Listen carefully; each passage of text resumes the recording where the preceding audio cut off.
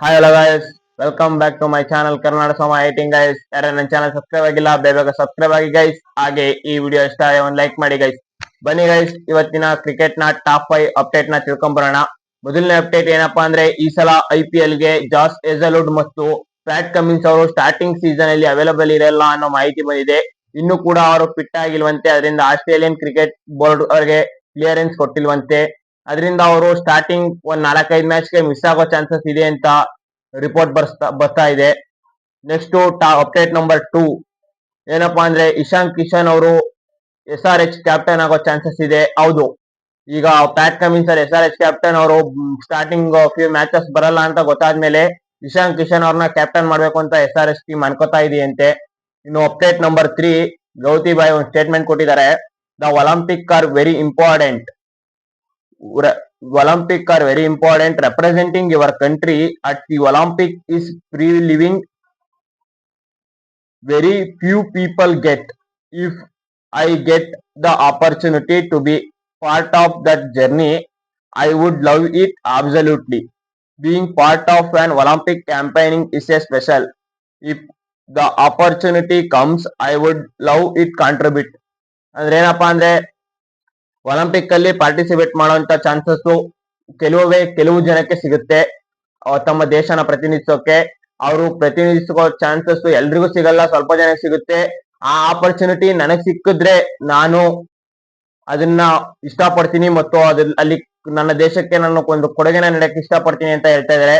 ಅಂದ್ರೆ ಗೌತಮ್ ಗಂಭೀರ್ ಅವರ ಕೋಚ್ ಅವಧಿ ಇರುವಂತದ್ದು ಕೇವಲ 2027 ODI ವರ್ಲ್ಡ್ ಕಪ್ ವರೆಗೆ. ಆದ್ರೆ ಇವರು 2028 ಲಾಸ್ ಏಂಜಲ್ ಒಲಿಂಪಿಕ್ ಗೆ ನಾನು ಕೋಚ್ ಆಗ್ಬೇಕು ಅಂತ ಇಂಡೈರೆಕ್ಟ್ ಆಗಿ BCCI ಗೆ ಒಂದು ಕ್ಲೂನ ಕೊಡ್ತಾ ಇದ್ದಾರೆ, 2028 ಗಂಟ ನನ್ನೇ ಕೋಚ್ ಮಾಡಿ ಅಂತ. ನೆಕ್ಸ್ಟ್ ಅಪ್ಡೇಟ್ ನಂಬರ್ 4 ಏನಪ್ಪಾ ಅಂದ್ರೆ, ಶ್ರೇಯಸ್ ಅಯ್ಯರ್ ಅವರು ಒಂದು ಸ್ಟೇಟ್ಮೆಂಟ್ ಕೊಟ್ಟಿದ್ದಾರೆ. I manifesting to lift the trophy in IPL. ಅಂದ್ರೆ ನಾನು IPL ಟ್ರೋಫಿ ಗೆಲ್ತೀನಿ ಅಂತ ಸಂಕಲ್ಪ ಮಾಡ್ತಾ ಇದ್ದೀನಿ ಈ ಸಲ ಅಂತ ಹೇಳಿದ್ದಾರೆ. ಹೌದು, ಆ ವ್ಯಕ್ತಿ ಹೇಳೋದ್ರಲ್ಲಿ ಒಂದು ಅರ್ಥ ಇದೆ. 2020ರಲ್ಲಿ ಡೆಲ್ಲಿ ಕ್ಯಾಪಿಟಲ್ಸ್ ನ ಫೈನಲ್ ಕರ್ಕ ಬರ್ತಾರೆ, ಫೈನಲ್ ಸೋಲ್ತಾರೆ. 2024ರಲ್ಲಿ KKR ನ ಫೈನಲ್ ಕರ್ಕ ಬರ್ತಾರೆ, ವಿನ್ನರ್ ಆಗ್ತಾರೆ. ಮತ್ತು ಹಾಗೆ 25ರಲ್ಲಿ ಪಂಜಾಬ್ ಕಿಂಗ್ಸ್ ನ ಫೈನಲ್ ಕರ್ಕ ಬರ್ತಾರೆ, ಫೈನಲ್ ಅಲ್ಲಿ ಸೋಲ್ತಾರೆ. ಹಾಗೆ ಡೊಮೆಸ್ಟಿಕ್ ಅಲ್ಲಿ ಸ್ಮ್ಯಾಟ್ ಗೆದ್ದಿದ್ದಾರೆ, ರಣಜಿ ಟ್ರೋಫಿ ಗೆದ್ದಿದ್ದಾರೆ. ಈ ವ್ಯಕ್ತಿ ಒಂಥರ ಫೈನಲ್ ಅಂದ್ರೆ ಈ ವ್ಯಕ್ತಿ ಒಂದು ಟಿಕೆಟ್ ಇದ್ದೇ ಇರ್ತದೆ. ಅದರಿಂದ ಈ ವ್ಯಕ್ತಿ ಸ್ಟೇಟ್ಮೆಂಟ್ ಕೊಡೋದ್ರಲ್ಲೇನು ತಪ್ಪು ತಿಳ್ಕೊಳಂಗಿಲ್ಲ, ಕೊಡ್ಬೋದು. Next update number 5, Michael Vaughan ಅವರು ಒಂದು ವಿರಾಟ್ ಕೊಹ್ಲಿ ಬಗ್ಗೆ ಒಂದು ಸ್ಟೇಟ್ಮೆಂಟ್ ಕೊಟ್ಟಿದ್ದಾರೆ. Virat Kohli is the best IPL batter of all time. ಈ ವ್ಯಕ್ತಿ ಈ ಸ್ಟೇಟ್ಮೆಂಟ್ ಕೊಡೋದ್ರಲ್ಲಿ ಏನ್ ಅರ್ಥ ಐತೆ? ಹೈಯೆಸ್ಟ್ ರನ್ ಹೊಡೆದಿರೋದು ವಿರಾಟ್ ಕೊಹ್ಲಿ, ಹೈಯೆಸ್ಟ್ ಬೌಂಡ್ರೀಸ್ ಇರೋದು ವಿರಾಟ್ ಕೊಹ್ಲಿ ಹೆಸರಲ್ಲಿ, ಹೈಯೆಸ್ಟ್ ಸೆಂಚುರೀಸ್ ಇರೋದು ವಿರಾಟ್ ಕೊಹ್ಲಿ ಹೆಸರಲ್ಲಿ, ಹೈಯೆಸ್ಟ್ 50s ಇರೋದು ವಿರಾಟ್ ಕೊಹ್ಲಿ ಹೆಸರಲ್ಲಿ.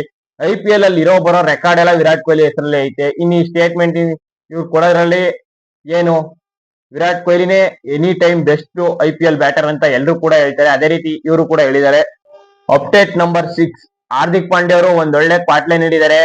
2016ರಲ್ಲಿ ಮೀಡಿಯಾದವರು ಹೋಗಿ ಅವ್ರನ್ನ ಕೇಳ್ತಾರೆ, ನಿಮ್ಮ ಕ್ರಿಕೆಟಿಂಗ್ ಐಡಲ್ ಯಾರು ಅಂತ. ಆಗ ಹಾರ್ದಿಕ್ ಪಾಂಡ್ಯ ಅವರು ಹೇಳ್ತಾರೆ, ನನ್ನ ಕ್ರಿಕೆಟಿಂಗ್ ಐಡಲ್ ಇರ್ಫಾನ್ ಪಠಾಣ್ ಅಂತ.